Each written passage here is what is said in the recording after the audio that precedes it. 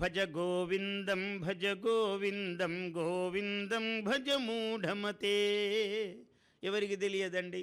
భజ గోవిందం ఓ మూఢమతి, ఏదో ప్రాపంచికమైన విషయాల్లో పరిగెడుతున్నావురా మూఢుడువయ్యి, కొంచెం జ్ఞానం తెచ్చుకొని ఆయన భజ గోవిందం, గోవిందుణ్ణి భజించు.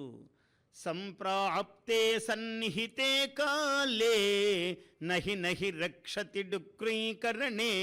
డుక్రీకరణే కరోతి అని ధాతువు సంస్కృతంలో.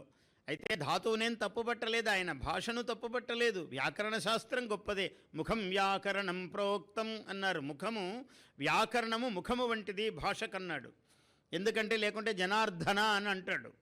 జనార్దన అనాలి, ఒత్తు లేదు నాయన. జనాన్ అర్ధయతే ఇది జనార్దన అనాలి. మల్లికార్జున అంటాడు, అలాగ అనకూడదు నాయన.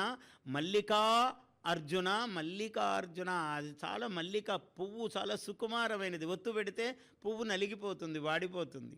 అందుకని మల్లికార్జున అనాలి నాయన అన్నారు. మల్లికార్జున అని పిలుస్తుంటారు. ఇట్లా ఒత్తులు అవసరం లేని చోట ఒత్తులు పెట్టి, ఒత్తులు ఉండవలసిన చోట తీసివేసి మామూలుగా లోకంలో పలుకుతూ ఉంటారు. కానీ విద్వాంసులు అట్లా పలకరాదు.